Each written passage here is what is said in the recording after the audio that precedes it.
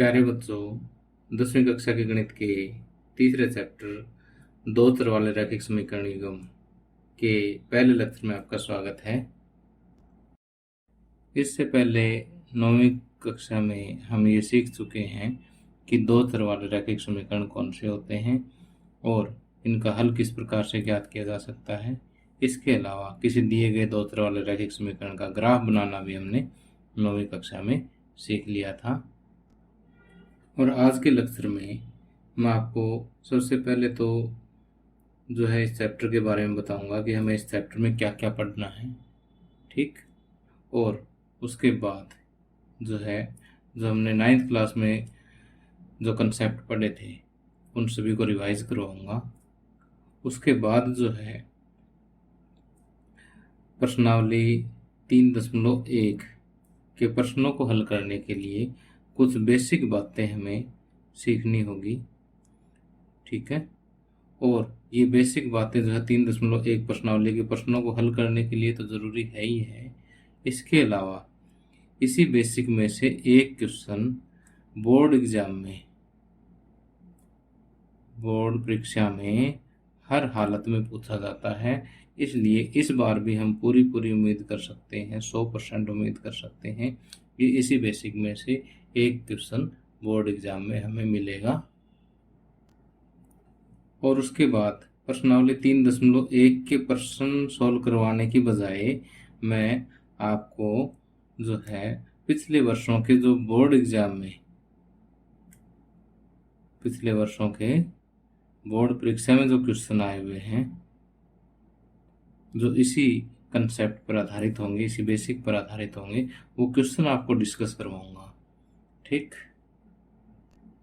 तो इतना करने के बाद आपका कंसेप्ट इतना मजबूत हो जाएगा कि यदि मैं आपको 3.1 प्रश्नावली के प्रश्नों को ना भी समझाऊं ना तो भी आप फटाफट बिना समझाए कर दोगे, ठीक। तो आइए सबसे पहले तो मैं आपको ये बता देता हूँ कि दो चर वाले रैखिक समीकरण होते कौन से हैं।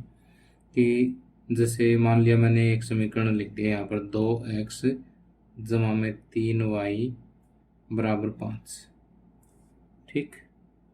तो यहाँ पर देखिए x और y क्या है, ये दोनों चर हैं, ठीक।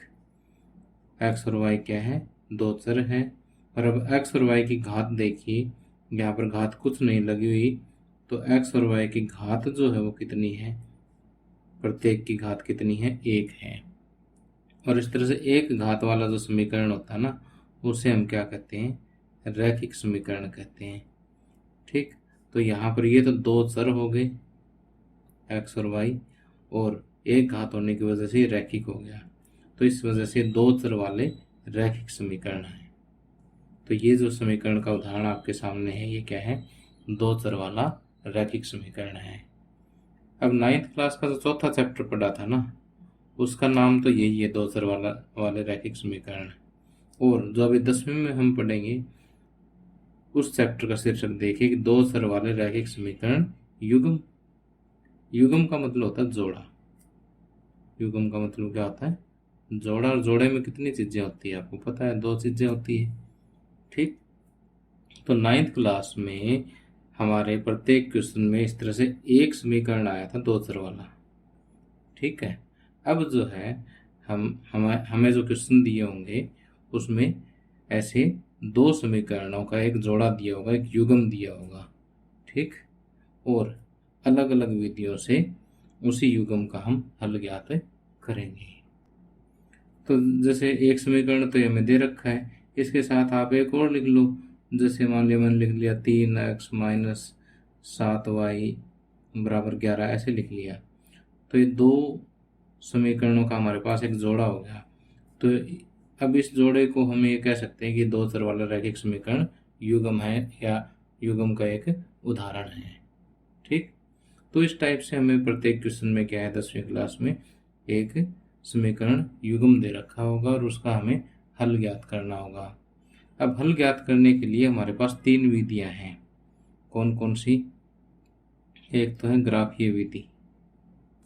कौन सी विधि है, ग्राफीय विधि है। दूसरी है प्रतिस्थापन विधि, प्रतिस्थापन विधि। और तीसरी है विलोपन विधि। ये मैं आपको चैप्टर से इंट्रोड्यूस करवा रहा हूँ, हम क्या क्या पढ़ेंगे इसमें। तो ये जो 3 विधियां हैं ना, इन 3 विधियों पर आधारित हमारी नई एनसीईआरटी पुस्तक में 3 ही प्रश्नावलियां हैं। ग्राफीय विधि के जो प्रश्न है वो प्रश्नावली 3.1 में है। प्रतिस्थापना के हैं वो प्रश्नावली 3.2 में है, और विलोपन विधि के प्रश्नावली 3.3 में है। ठीक, तो इन 3 प्रश्नावलियों में हमारा चैप्टर फिनिश हो जाएगा।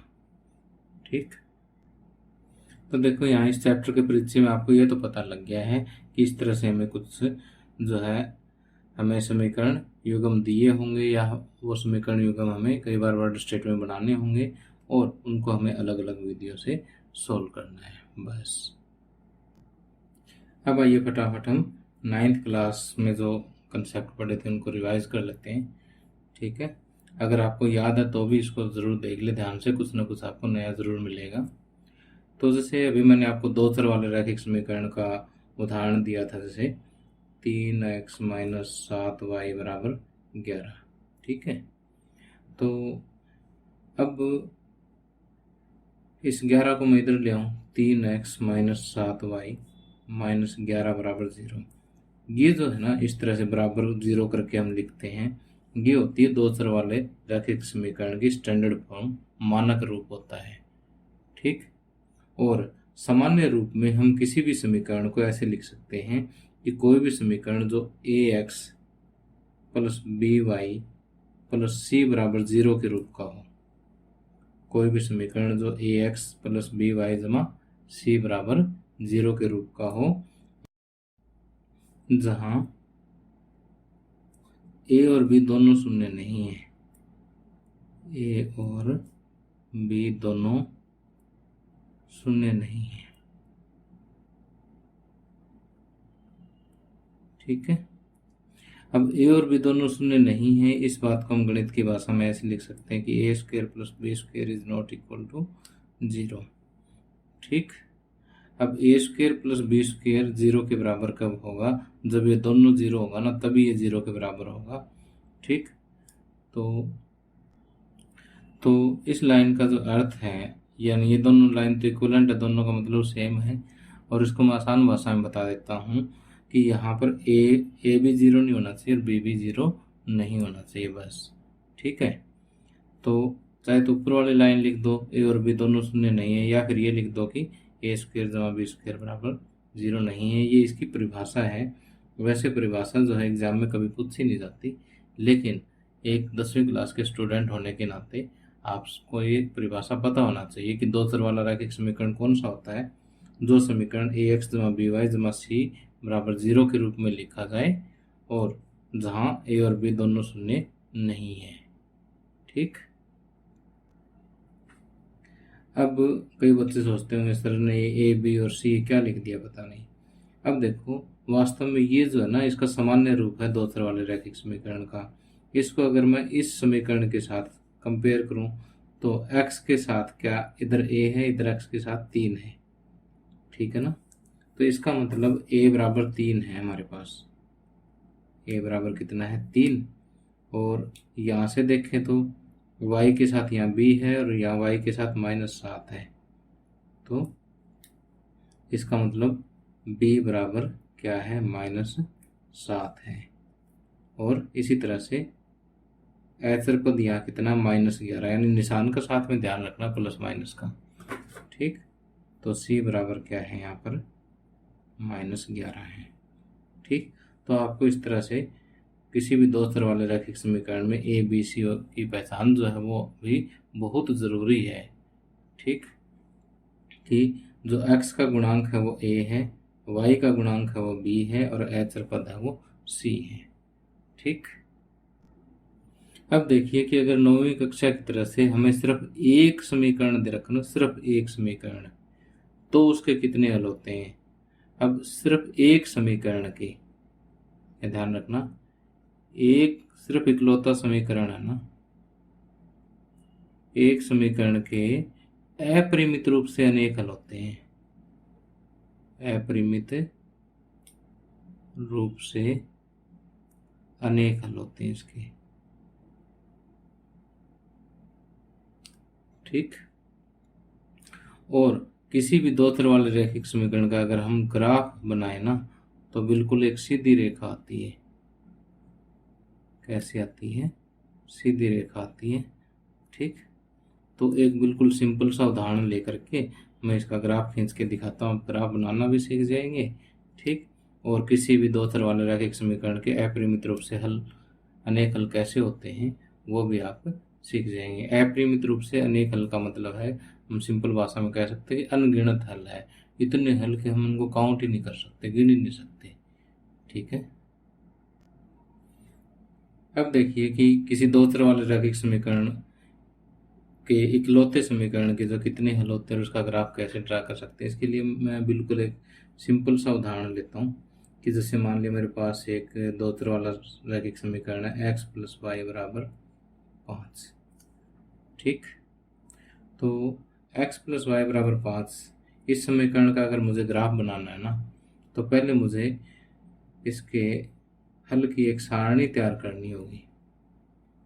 ठीक है। हल की सारणी तैयार करने के लिए जो यहाँ x और यहाँ y ऐसे लिखते हैं हम। ठीक। अब देखिए ये सारणी तैयार करना बहुत ही आसान है। इसके लिए आप अपनी मर्जी से किसी भी एक चर का मान ले सकते हैं कि जैसे मान लिया मैंने x बराबर 0 ले लिया। ठीक। x बराबर 0 ले लिया तो x की जगह पर 0 रख दूंगा। यहाँ पर इस x की जगह 0 रखा, आगे प्लस, और y का मान अपने आप आएगा, देखो बराबर 5। देखो y की जगह y बराबर 5। तो 0 प्लस वाई कितना हो गया? y बराबर 5। जब आपने x बराबर 0 लिया तो y कितना आ गया? 5 आ गया। ठीक। तो वास्तव में x बराबर 0 और y बराबर 5 इसका एक हल है। ठीक। इसी तरह से आपकी मर्जी है, आप x बराबर 3 ले लो, 2 ले लो, 5 ले लो, -10 ले लो, कुछ भी ले लो। ठीक है। y की दूसरी वैल्यू अपने आप आएगी। देखो x की जगह पर 3 रखा, जमा में y बराबर 5। तब देखिए 3 इधर 5 की तरफ जाकर के माइनस हो जाएगा तो y बराबर 5 माइनस 3 और y बराबर 5 में से 3 कट गए, 2 आया। तो x बराबर 3 और y बराबर 2 इसका दूसरा हल आ गया। ठीक। तो x बराबर 3 और y बराबर 2 इसका दूसरा हल आ गया। ठीक। तो इस तरह से आप x की वैल्यू रखते जाओ, y की वैल्यू आती जाएगी। ठीक। तो यदि हमारे पास एक इकलौता समीकरण है ना दो चर वाला, तो इसके अपरिमित रूप से क्या होते हैं? अनेक हल होते हैं। ठीक। या फिर आपकी मर्जी है, y की वैल्यू रखते जाओ, x की वैल्यू आती जाएगी। ठीक। तो अब देखिए ग्राफ खींचने के लिए हमें सिर्फ इस तरह से हल सारणी में सिर्फ 2 ही हलों की ज़रूरत होती है। ठीक। तो अगर हमारे पास ये सारणी जो है इस तरह से 2 हल वाली आ गई ना तो भी हम ग्राफ खींच देंगे। अब ग्राफ का क्या फ़ायदा है वो भी मैं आपको बताऊंगा। अब कई बच्चे सोच रहे होंगे कि सर तो अभी 9th क्लास का रिवीजन करवा रहे हैं, इसका फ़ायदा क्या हुआ, हम तो 10th क्लास में हो गए। तो बेटा अभी मैंने बताया था ना कि 9th क्लास में जहाँ पे एक समीकरण पढ़ा था, अब यहाँ पर हम एक में 2 पढ़ लेंगे, बस फ़र्क इतना ही है। ठीक है। अब ये एक समझ में आते ही वही काम दूसरे समीकरण के लिए करना है, उसके बाद आगे बस थोड़ा सा काम और करना, 10th क्लास का सम हो जाएगा। ठीक है ना। अब चलो आगे देखते हैं ग्राफ इसका कैसे बनाते हैं। ग्राफ बनाने के लिए आपको एक ग्राफ पेपर चाहिए। अब मेरे बोर्ड की जो बैकग्राउंड है वो बॉक्स वाली है, यानी ग्राफ की तरह से मैं इसी को यूज़ कर लेता हूँ। ठीक है। आप ग्राफ पेपर यूज़ कर सकते हैं। तो इसके लिए जो है हम इस तरह से एक तो एक्स एक्स बनाएंगे। ठीक। और दूसरा हम क्या करेंगे, यहाँ पर वाई एक्स ड्रा करेंगे। ठीक है। दूसरा क्या बनाएंगे, वाई एक्स। ठीक है। इसको थोड़ा सा बड़ा ले लेता हूँ। तो ये जो रेखा ना इसको मैं नाम दे देता हूँ किसका, एक्स एक्स का, और ये होता है क्या, वाई एक्स। ठीक, इसका नाम लिख देना है हमें। देखिए इस तरह से एक्स एक्स और वाई एक्स बनाने के बाद देखिए कि जहाँ पर ये दोनों एक्सिस एक दूसरे को कट करते हैं ना, उस बिंदु को बोलते हैं मूल बिंदु। मूल बिंदु से राइट में एक्स की वैल्यू पॉजिटिव होती है, धनात्मक होती है। ठीक, अब ये जो एक इकाई है ना, इसको आप जो एक खन्ना, इसको एक इकाई भी ले सकते हैं, 2 इकाई भी ले सकते हैं, 5 ले सकते हैं, 10 ले सकते हैं। जितना बड़ी आपकी यहाँ पर सारणी में जो मान है ना, जो वैल्यूज़ हैं, उसी के हिसाब से आप यहाँ पर ले सकते हैं। तो मेरे पास यहाँ देखिए छोटे छोटे मान हैं, तो मैं अगर इसको एक मान लूँ, एक खाने को एक इकाई मान लूँ, 2 3 4, तो भी मेरा ग्राफ आसानी से बन जाएगा। ठीक, तो 0 से इधर पॉजिटिव वैल्यूज़ हैं, 0 से लेफ्ट में जो है एक्स की नेगेटिव वैल्यू है, -1 -2 -3। ठीक, इसी तरह से जो मूल बिंदु उससे ऊपर वाई एक्सिस की यहाँ पर पॉजिटिव वैल्यू है 1 2 3 4 5 6। ठीक, और मूल बिंदु से नीचे वाई की नेगेटिव वैल्यू -1 -2 -3। ठीक, तो अगर आपके पास जगह हो तो इसको पेज के बिल्कुल सेंटर में आपने बनाना है। ठीक है, तो अब यहाँ पर, अब सारणी पे आ जाइए। यहाँ पर आपको एक निर्देशांक ढूंढना 0 5, x बराबर 0 y बराबर 5, यानी x पे तो चलना ही नहीं, x तो 0 है, y पे 5 चलना, 1 2 3 4 5। ये जो बिंदु है ना, ये क्या है, ये 0 5 है, ये क्या है 0 5 है। ठीक, चलो दूसरे कलर से लिख देता हूँ, मिक्स नहीं होगा। 0 5 इस बिंदु को मैंने ले लिया और ये बिंदु यहाँ आ गया। ठीक है, अब दूसरा बिंदु लेना 3 2, x बराबर 3, x पे चलना 3 और y पे 2 1 2। ठीक, तो ये बिंदु आ गया आपका 3 2। ठीक, अब आपने क्या करना, स्केल लेकर के इन दोनों बिंदुओं को आपस में मिला देना है। ठीक, स्केल लेकर के आपने क्या करना है, इन दोनों बिंदुओं को मिला देना है। ठीक, ये लो जी। ठीक, यहाँ पर मैंने थोड़ा सा कलर दूसरा यूज़ कर लिया ताकि आपको आसानी से समझ आ जाए, मिक्स ना हो। आपको सारा पेंसिल से ड्रा करना है कॉपी पे। ठीक, तो अब ये जो बाद में जो मैंने सीधी रेखा खींची है ना बिंदुओं को मिला करके, यही तो क्या है, इस समीकरण का ग्राफ है। ठीक, और इस पर हम लिख भी देंगे x जमा वाई बराबर 5 का ग्राफ है, तो यहाँ पर ऐसे लिख देते हैं हम। अब इस ग्राफ पे देखिए जितने भी बिंदु है ना, जितने भी बिंदु है उनके निर्देशांक हमें इस समीकरण के हल देंगे। जैसे एक बिंदु मैंने यहाँ ले लिया, इस पे इसके निर्देशांक देखो कितने, 5 0, यानी x बराबर 5 और y बराबर 0। तो इसमें रख के देखो, x की जगह 5 रखा, जमा y की जगह 0, 5 जमा 0 कितना आ गया 5। ये तो राइट हैंड साइड है। ठीक, इसका मतलब ये क्या है, इस समीकरण का एक हल है। इसी तरह से आप यहाँ पर कोई एक बिंदु लिया, x बराबर 4 और y बराबर 1। इस तरह से x बराबर 4 और y बराबर 1 देखोगे तो भी ये 4 1 भी क्या करता है, इस समीकरण को संतुष्ट करता है। इस तरह से यहाँ पर आप इस रेखा को अनंत रूप से आगे तक बढ़ा सकते हैं। ठीक, अब जैसे मान लिया मैंने कोई बिंदु यहाँ बीच में भी ले लिया, तो ये 3.5 और ये 1.5। ठीक, 3.5 प्लस 1.5, ये भी कितना हो गया, 5 हो गया ना। तो यहाँ पर आप कितने बिंदु बना सकते हैं, अपरिमित रूप से अनेक बिंदु बना सकते हैं। ठीक, अब अपरिमित रूप से अनेक बिंदु बना सकते हैं, तो हर एक बिंदु जो है आपको इस समीकरण का एक हल देगा। इसका मतलब आप इस ग्राफ से भी क्या है कि एक समीकरण के अपरिमित रूप से अनेक हल ज्ञात कर सकते हैं। ठीक,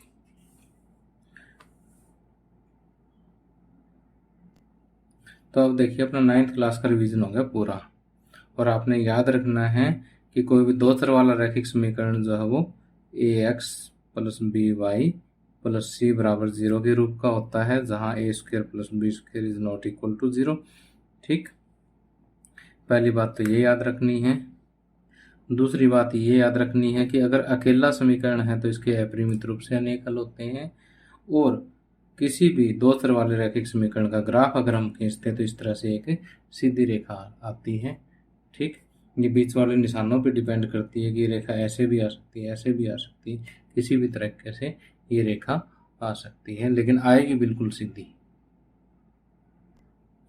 अब हम हमारे 10वीं क्लास के टॉपिक पर आते हैं, जहाँ पर हम दो चर वाला रैखिक समीकरण युग्म की बात करेंगे अभी। ठीक है, और देखेंगे कि अगर हमें कोई युग्म दे रखा हो तो उसके कितने हल हो सकते हैं। तो अब हम बात किसकी करेंगे, दो चर वाला रैखिक समीकरण युग्म की, यानी एक समीकरण की बजाय हम दो समीकरणों की बात करेंगे। यदि एक समीकरण हो ना हमें, तो उसका सामान्य रूप क्या होता है, A X plus B Y plus C बराबर 0। और यहाँ पर कंडीशन हम रखें कि A square plus B square is not equal to 0। ठीक है, इस कंडीशन के ज़्यादा चक्कर में पड़ने की ज़रूरत नहीं है, क्योंकि यूज़ तो हमारा इसी का ही होना है। बस ये तो परिभाषा के अनुसार है, अभी ये और बी दोनों 0 नहीं होने चाहिए। ठीक है, क्योंकि अगर ए को आपने 0 कर दिया तो एक चर वाला रह जाएगा ना, अगर बी को 0 कर दिया तो भी ये एक चर वाला रह जाएगा। ठीक है, इसलिए आप कहते हैं कि ए और बी दोनों 0 नहीं है। ठीक है, और उसको समझाने के लिए बस शॉर्ट में बात लिख दी, तो इसको ज़्यादा माइंड में नहीं रखना आपने। तो अब आप कहोगे सर आप तो युग्म की बात कर रहे थे, युग्म में तो दो समीकरण होते हैं। ठीक, अब ये क्या हो गया भाई, ये तो दोनों सेम ही सेम हो गए, सेम तो अपन लिखने नहीं है। ठीक है, तो इनको थोड़ा सा अलग दिखाने के लिए मैं इसका सामान्य रूप ऐसा कर देता हूँ कि ये जो पहला समीकरण है उसमें a1x plus b1y plus c1 बराबर 0, a1 square plus b1 square is not equal to 0। और दूसरा अगर दिखाना तो a2x plus b2y plus c2 बराबर 0। a1 b1 c1 का मतलब है, a1 का मतलब पहले समीकरण में x का गुणांक, b1 का मतलब पहले समीकरण में y का गुणांक, c1 का मतलब पहले समीकरण का अचर पद।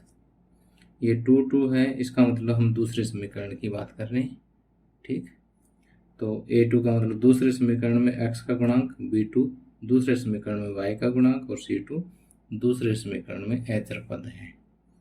a2 square plus b2 square is not equal to 0। तो ये दो चर वाले रैखिक समीकरण युग्म का एक सामान्य रूप हो गए। अब देखिए कि a1 b1 c1 a2 b2 c2 इनकी पहचान हमें ज़रूरी है। ठीक है, जिनको हम क्वेश्चन में यूज़ करेंगे, इसलिए मैं एक दो चर वाला रैखिक समीकरण युग्म का उदाहरण लिख करके आपको एक बार उनकी पहचान करवा देता हूँ। कि जैसे मैं यहाँ पर लिख देता हूँ कि 2x प्लस वाई माइनस 3 बराबर 0, और दूसरा मैंने लिख दिया 4x माइनस 6y प्लस 8 बराबर 7, सॉरी यहाँ पर बराबर में 0। ठीक, तो अब यहाँ से देखिए कि ये पहला समीकरण है और ये दूसरा समीकरण है। तो यहाँ से a1 क्या है, पहले समीकरण में x के साथ है वो a1 है। b1 क्या है, b1 का मतलब पहला समीकरण देखना आपने, और y का जो गुणांक, y के साथ यहाँ कुछ नहीं लगा हो तो 1 है। और c1 का मतलब अचर पद, और अचर पद यहाँ निशान समेत लेना है, प्लस का है तो प्लस का, माइनस है तो माइनस का, तो -3। ठीक, इसी तरह से a2 की पहचान आपको आने चाहिए। a2 कितना है, 4, b2 दूसरे समीकरण में y का गुणांक माइनस का 6 है, c2 दूसरे समीकरण में अचर पद। ठीक, अब कई बच्चे शायद बुक के पेज पलट रहे हैं, पता नहीं सर कहाँ से करवा रहे हैं, मैं अपनी तरफ से करवा रहा हूँ, आपको जस्ट बेसिक करवा रहा हूँ, बुक देखने की ज़रूरत नहीं है, जब मैं कहूँ तभी बुक देखनी है आपने। ठीक है, तो इस तरह से अगर हमें कोई भी समीकरण युग्म दे रखा हो तो आपको a1 b1 c1 a2 b2 c2 की पहचान आप आराम से कर सकते हो, कोई प्रॉब्लम नहीं है। अब देखिए कि हम ये देखना चाहते हैं कि अगर हमारे पास दो चर वाला रैखिक समीकरण युग्म दे रखा हो इस तरह से, तो उसके कितने हल हो सकते हैं। अब देखिए कि अगर अकेला समीकरण हो तो कोई सोचने वाली बात ही नहीं है, अपरिमित रूप से अनेक हल होंगे। लेकिन अगर युग्म है ना, तो हमें एक्स और वाई की वे मान चाहिए जो यहाँ पर एक्स और वाई की जगह पहले समीकरण में रखें तो भी ये संतुष्ट हो जाए, यानी राइट हैंड साइड आ जाए, और दूसरे समीकरण में वही मान रखें तो भी दूसरे की भी राइट हैंड साइड आ जाए। ठीक, तो ऐसे एक्स और वाई के मान क्या कहलाते हैं, रैखिक समीकरण युग्म के हल कहलाते हैं। क्लियर। तो अब ये दिए गए समीकरण युग्म पर डिपेंड करता है कि उसके कितने हल होंगे। यहाँ पर हमारे पास तीन स्थितियां आ सकती हैं कि एक स्थिति तो ऐसे आ सकती है कि इसमें केवल एक हल होगा, केवल एक हल। केवल एक हल को हम गणित की भाषा में कहते हैं अद्वितीय हल, अद्वितीय हल। अद्वितीय का मतलब एक आ गया, उस जैसा और कोई नहीं आएगा बस। ठीक है, सिर्फ एक ही आएगा। अद्वितीय का मतलब उसके अलावा और कोई दूसरा नहीं है। ठीक, अब दूसरी स्थिति क्या हो सकती है कि अपरिमित रूप से अनेक हल, अपरिमित रूप से अनेक हल। और तीसरी स्थिति ऐसी आ सकती है कि जिसका कोई हल नहीं है।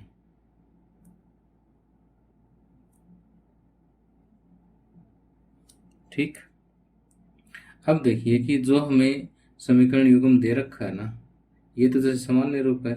इस तरह से हमें कोई भी उदाहरण दिया हो, हम उस उदाहरण को देख करके शॉर्टकट ट्रिक मार करके भी ये बता सकते हैं कि इसका केवल एक हल होगा, या अपरिमित रूप से अनेक हल होंगे, या कोई हल नहीं होगा। लेकिन हम इसको ग्राफ के द्वारा भी ज्ञात कर सकते हैं। तो ये तो आपको पता है कि एक दो चर वाले रैखिक समीकरण का जब हम ग्राफ खींचते हैं तो क्या आता है, कि सीधी रेखा आती है। अब देखिए कि मान लिया कि ये जो पहला समीकरण है इसका ग्राफ कुछ ऐसे आ गया।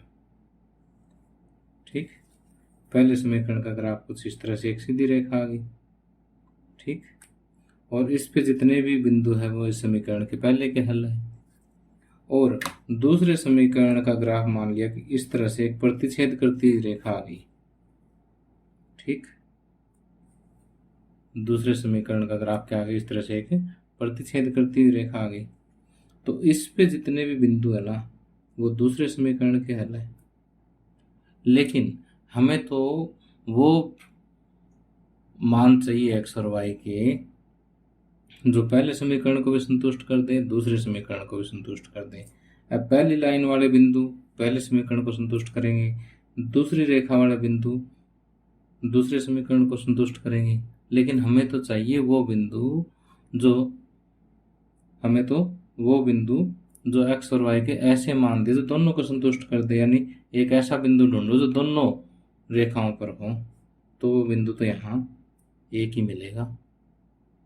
ठीक है, जब एक मिलेगा तो इसका मतलब रैखिक समीकरण युग्म की इस स्थिति में जब रेखाएं एक दूसरे को प्रतिच्छेद करती है, तो क्योंकि वो एक ही बिंदु पे कट करती हैं, तो उस स्थिति में केवल एक हल होगा।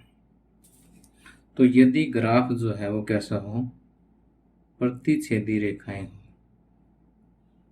यदि समीकरण युग्म का ग्राफ कैसा हो, प्रतिच्छेदी रेखाएं हो, तो क्या होगा, केवल एक हल, केवल एक हल।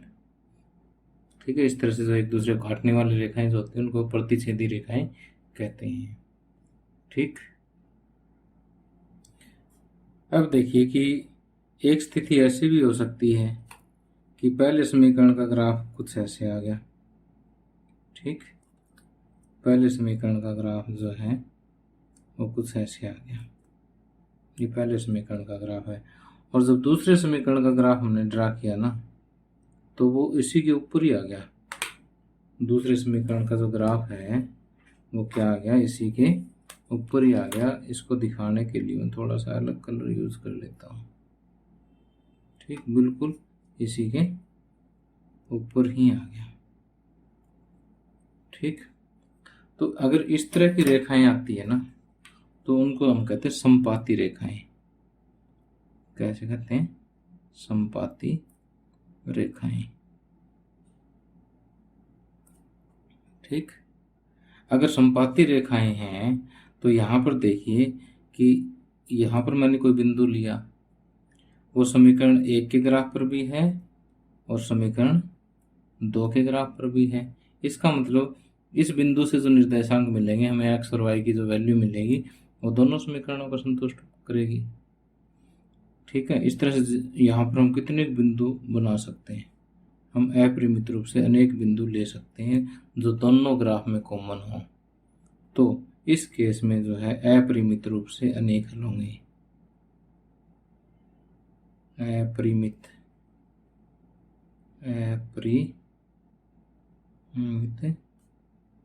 रूप से अनेक हल। ठीक, तो यहाँ से एक बात क्लियर है कि यदि दिए गए समीकरण युग्म की ग्राफ हम खींच के देख रहे, ग्राफ ऐसे प्रतिच्छेद करती हुई रेखाएं आ जाए, तो हमें पता है कि उसका क्या है, एक बिंदु पे कट करेगी, एक हल होगा। अगर ग्राफ हमने खींच के देखा और वो संपाती रेखाएं आ गई, तो अपरिमित रूप से अनेक हल।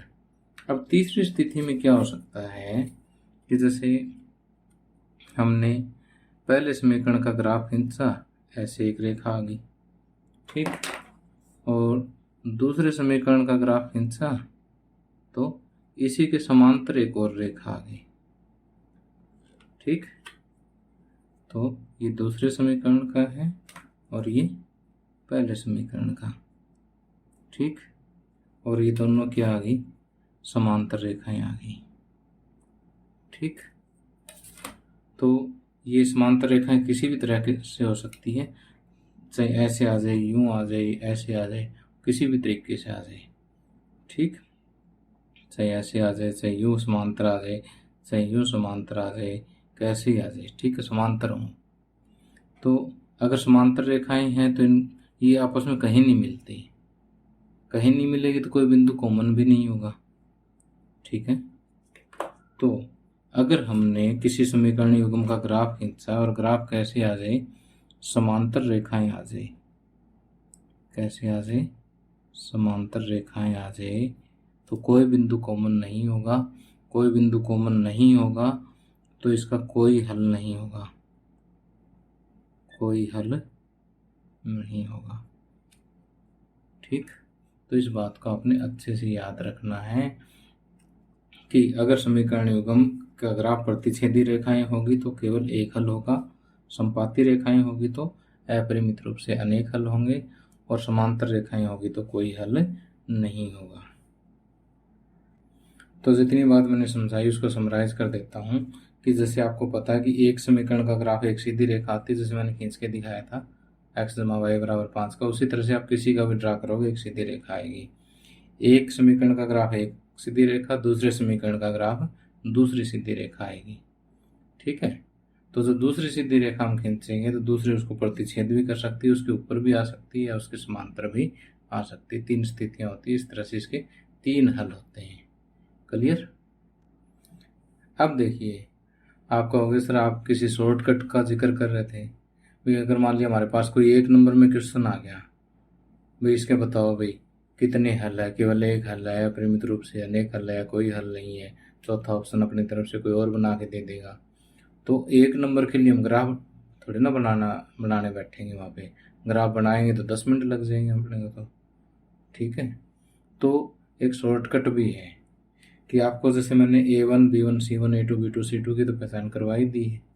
ठीक है, तो कोई भी अगर हमें समीकरण दे रखा हो तो वहाँ पर आप चेक करोगे पहले तो A1 बाई A2, ठीक, फिर B1 बाई B2। ठीक,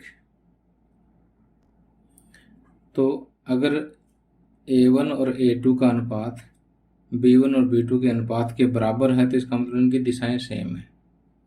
ठीक है, लेकिन अगर ये बराबर नहीं है, a1/a2 बराबर नहीं है b1/b2 के, तो एक की दिशा कुछ और मिलेगी और दूसरे की दिशा कुछ और मिलेगी। अगर दिशाएं अलग अलग हुई तो इसका मतलब प्रतिच्छेदी रेखाएं हैं। ठीक, a1/a2 और b1/b2 अगर बराबर नहीं है तो इनकी दिशाएं क्या मिलेगी आपको, अलग अलग दिशाएं मिलेगी, और अलग अलग दिशाएं मिलेगी तो इसका मतलब एक दूसरे को प्रतिच्छेद करेगी, और उस केस में जो है इसका केवल एक हल होगा। ठीक, अब अगर a1/a2 b1/b2 के बराबर है तो दिशा सेम मिलेगी। जैसे यहाँ पर पहले की भी वही दिशा है, दूसरे की भी वही दिशा है। अब दिशा तो यहाँ पर भी सेम है, इसका मतलब a1/a2 बराबर b1/b2, इस केस में भी वही है। अब दिशा के साथ साथ अब देखो, अगर पहले में बात खत्म हो गई कि a1/a2 बराबर नहीं है b1/b2 की, इसका मतलब अलग अलग दिशाएं हैं। ठीक, और ये कट करे ही करेगी, तो प्रतिच्छेदी रेखाएं होगी, एक हल होगा। लेकिन अगर a1/a2 बराबर b1/b2 के बराबर मिल गया तो अब हमें c1/c2 भी चेक करना पड़ेगा। ठीक, क्योंकि यहाँ से तो हमें ये पता लग गया दिशाएं बराबर हैं।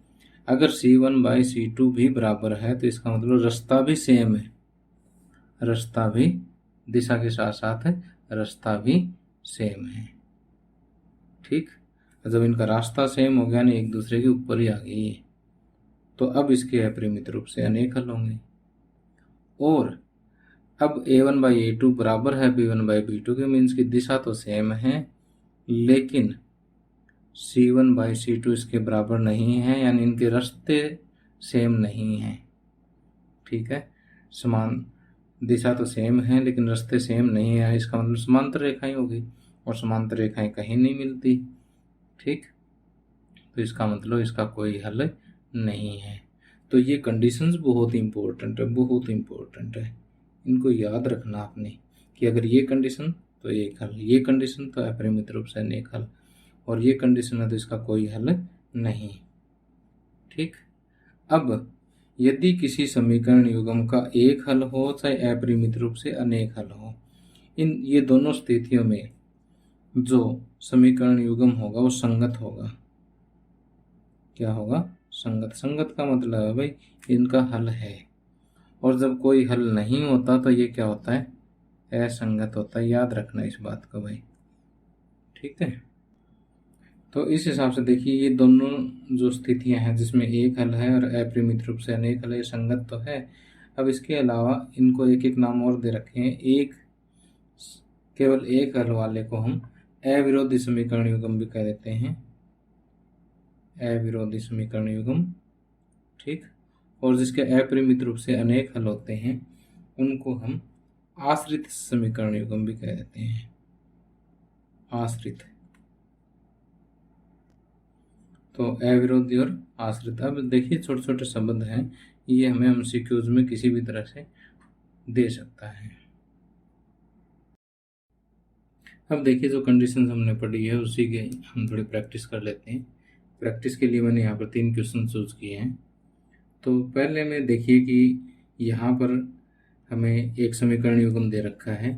पहले तो हम इनके अनुपात जो है a1/a2 b1/b2 c1/c2 इनको कैलकुलेट करेंगे, फिर उनकी तुलना करेंगे। तुलना करने के बाद हम देखेंगे कि इसका ग्राफ कैसा होगा और जो इसके कितने हल होंगे। तो यहाँ पर a1 का मतलब x का गुणांक, पहले समीकरण में x के साथ कुछ नहीं लगा हुआ, तो a1 कितना है, 1। a2 x के साथ क्या लगा हुआ, 3, तो a1/a2 हो गया 1/3। अब b1/b2, b1 यानी y का गुणांक है -2, और यहाँ पर y का गुणांक है 4। ठीक, -2/4 का मतलब -1/2 हो गया। c1/c2, c1 यहाँ पर तो 0 है और बटे -20 है, तो ये 0 ही हो गया। तो अब हम पहले देख पा रहे हैं कि यहाँ पर a1/a2 तो कितना है, 1/3, और b1/b2 -1/2 है, तो यहाँ पर हम देख पा रहे हैं कि a1/a2 बराबर नहीं है b1/b2 के। ये दोनों आपस में बराबर नहीं है। अब ये बराबर नहीं है तो इसका मतलब क्या है कि एक समीकरण के ग्राफ की दिशा कुछ और मिलेगी और दूसरे समीकरण के ग्राफ की दिशा कुछ और मिलेगी। अगर अलग अलग दिशाएं मिलेगी तो क्या होगी? प्रतिच्छेदी रेखाएं होगी। तो इसका ग्राफ की निरूपण क्या होगा? प्रतिच्छेदी रेखाएं। ठीक, या प्रतिच्छेद करती हुई रेखाएं। और बीजगणितीय निरूपण में इसका क्या होगा? केवल एक हल, केवल एक हल।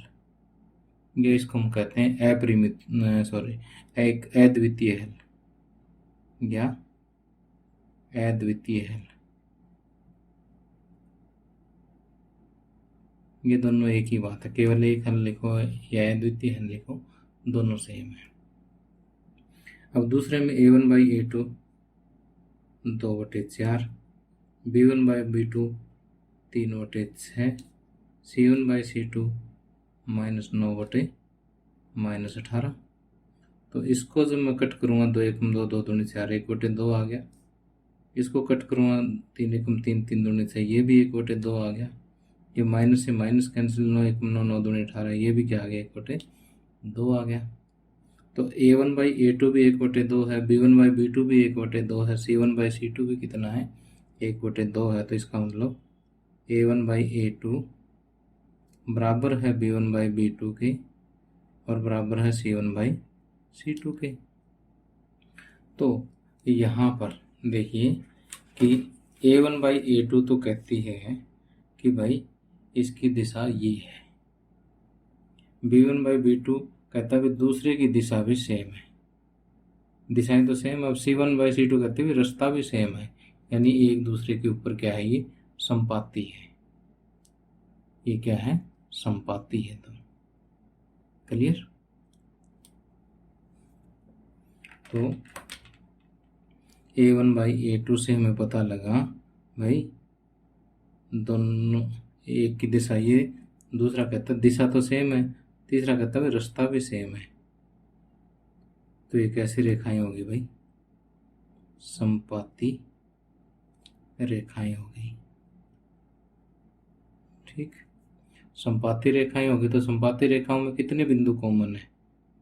अपरिमित रूप से अनेक, अपरिमित रूप से, अपरिमित रूप से अनेक हल, यानी जिनकी कोई सीमा नहीं, इतने हल हैं इसके।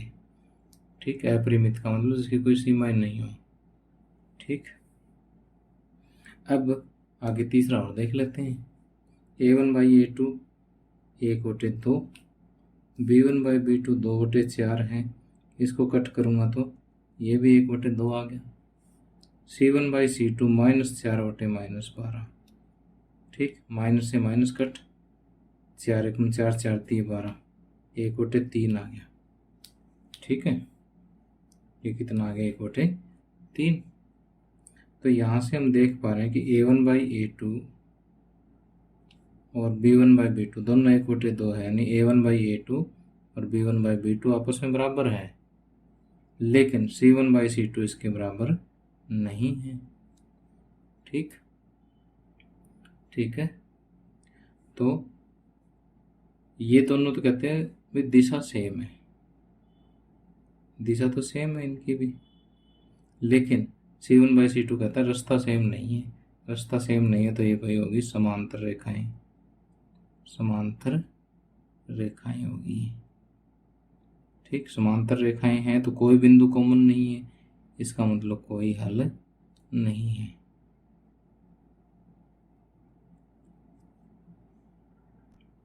तो बोर्ड एग्जाम में वास्तव में इन्हीं में से क्वेश्चन पूछे जाते हैं, इस टाइप के क्वेश्चन पूछे जाते हैं। या तो आपको इस तरह से एक समीकरण दे करके ये पूछ लेगा कि इसका ग्राफ निरूपण कैसा होगा, तो 3 ऑप्शन तो यही देगा, चौथा अपनी तरफ से कुछ बना के दे देगा। ठीक, या फिर इसका पूछ लेगा कि इसका बीजगणितीय निरूपण क्या होगा, या फिर कई बार ये कंडीशन दे करके नीचे ये वाले ऑप्शन आएंगे या फिर ये वाले ऑप्शन आएंगे। ठीक, या फिर कई बार कह देता है कि अगर ग्राफीय निरूपण संपाती रेखाएं हैं तो उसके कितने हल हैं, ये पूछ सकता है। या फिर ये पूछ लेगा कि एक समीकरण युग्म का कोई हल नहीं है। क्या है? कोई हल नहीं है, उसका ग्राफ कैसा होगा। ठीक है, ये वाले ऑप्शन मिल जाएंगे।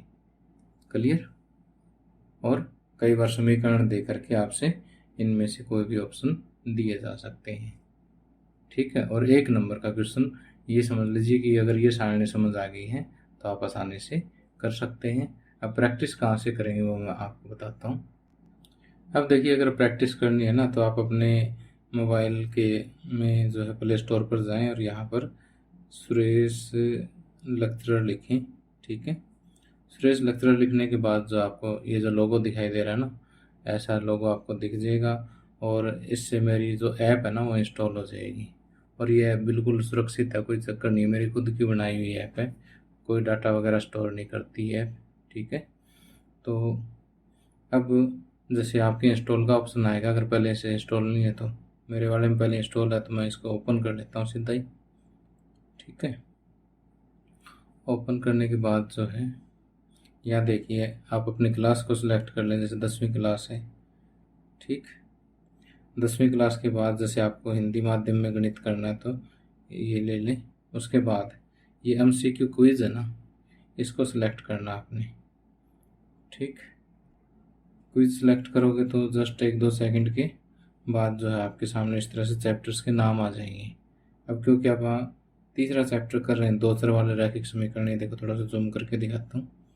ठीक है, तो आप इसको सिलेक्ट कर लो। अब आपके सामने जो है इस तरह से जो है क्वेश्चन आ जाएंगे और ये सारे क्वेश्चन जो है ना ये पिछले वर्षों के बोर्ड एग्जाम में पूछे गए प्रश्न हैं। क्लियर? अब देखिए यहाँ पर आपसे पूछा गया कि निम्न में से 2 चर वाला रैखिक समीकरण कौन सा है। अब 2 चर वाले रैखिक समीकरण के लिए जो है मैंने कंडीशन क्या बताई थी कि A 0 के बराबर नहीं होना चाहिए और B भी 0 के बराबर नहीं होना चाहिए। ठीक, तो अब देखो यहाँ पर x बराबर 2 है तो y का गुणांक तो है नहीं, इसका मतलब यहाँ पर b 0 हो गया। यहाँ पर y का गुणांक 0 यानी यहाँ पर भी b 0 हो गया। ठीक, और यहाँ y है लेकिन x का गुणांक नहीं है तो इसका मतलब a 0 हो गया। a क्या है? x का गुणांक, और b क्या है? y का गुणांक। तो यहाँ y एब्सेंट है तो इसका मतलब y का गुणांक तो 0 ही है। यहाँ y का गुणांक 0 दे रखा है, यहाँ x एब्सेंट है तो a बराबर 0 है। इसका मतलब ये तीनों ही 2 चर वाले रैखिक समीकरण नहीं है। तो यहाँ देखो y का गुणांक 1 है और x का गुणांक 1/2 है। इसका मतलब यहाँ पर a और b दोनों 0 नहीं है। इसका मतलब यही 2 चर वाला रैखिक समीकरण है। जब आप इसको सेलेक्ट करोगे ना यहाँ से तो देखो बिल्कुल सही का निशान आ जाएगा। ठीक, अब देखिए दूसरा क्वेश्चन बहुत ही आसान है कि समीकरण को का प्रत्येक हल उसको निरूपित करने वाली रेखा पर स्थित होता है। इस कथन के बारे में आप क्या कह सकते हैं? तो ये तो हमें पता ही है कि किसी भी समीकरण का अगर आप ग्राफ ड्रा करोगे, उस ग्राफ पर जो बिंदु होते हैं 2 चर वाले रैखिक समीकरण के, तो वो उसका हल देगा। तो ये सत्य है, इसमें कोई शक की गुंजाइश ही नहीं है। ठीक है, और रैखिक समीकरण की घात क्या होती है? एक, ये सारा कुछ आज के लेक्चर में हम कर चुके हैं और ये सारे बोर्ड एग्जाम में से लिए हुए क्वेश्चन हैं ये। ठीक है, अब x बराबर 7 का आलेख, x बराबर 7 का आलेख जो है वो x की वैल्यू 7 ही रहेगी, चाहे y की वैल्यू कुछ भी होती रहे, y की वैल्यू बदलती रहे। यानी x इसका ड्रा करके देखोगे ना तो इसकी टेबल ऐसे बन जाएगी, x और y। x की वैल्यू 7 फिक्स है, y की वैल्यू 1 लो, 2 लो, 4 लो, कुछ भी लो। ठीक है, तो जब इसका ग्राफ खींचेंगे तो x की 7 ही फिक्स रहेगी, चाहे y की कितनी आए। तो ये y x के समांतर आ जाएगा, ये y x के समांतर आ जाएगा। क्लियर? अब एक रैखिक समीकरण युग्म जिसका कोई हल नहीं होता, ये थोड़ा सा मिसप्रिंट हो गया, कोई हल नहीं होता, असंगत रैखिक युग्म कहलाता है। देखो, जिसका हल होता है वो संगत है, जिसका नहीं होता वो असंगत है, सत्य है। ठीक। अब ये क्वेश्चन देखो कि दो चरों वाले रैखिक समीकरणों a1x plus b1y plus c1 बराबर 0 और a2x plus b2y plus c2 का संपाती हल होता है यदि संपाती संपाती मतलब दिशा भी सेम और रास्ता भी सेम। तो ये तो इसी केस में होता है जब तीनों बराबर हो। ठीक। इसी तरह से देखिए, आगे मैं प्रैक्टिस करवा चुका हूँ, सारे नहीं करवाऊंगा क्वेश्चन। कोई दिक्कत हो तो मुझे इसी वीडियो में कमेंट करके बता देना। ठीक है। तो ये देखिए, ये 3x जमा 2y बराबर 5, 2x माइनस 3y बराबर 7 का किस प्रकार का हल है। तो यहाँ पर सिंपल आपने क्या करना है, 3/2 यानी x का यहाँ से ले लो, x का गुणांक दूसरे में से, फिर 2/-3। ठीक। y का गुणांक बटे y का गुणांक हमें पता है कि आपस में इक्वल नहीं है। इक्वल नहीं है तो यहाँ पर प्रतिच्छेदी रेखाएं आएगी, एक हल होगा, एक हल होगा तो ये संगत होगा बस। ठीक। तो देखिए, यहाँ पर टोटल 25 क्वेश्चन थे, आपने 6 सॉल्व किए थे। ठीक है। इसमें गलत कोई नहीं है। 19 आपने एक बार छोड़ दिए हैं, मैंने आपके लिए छोड़ दिए हैं, और स्कोर भी बता दिया कितने % मार्क्स हैं। ठीक है। तो आपको मेरी ये जो क्विज़ है, ऐप है, ये कैसी लगी है, लेक्चर कैसे लगते हैं, मुझे कमेंट करके ज़रूर बता देना। Thank you. Have a nice day.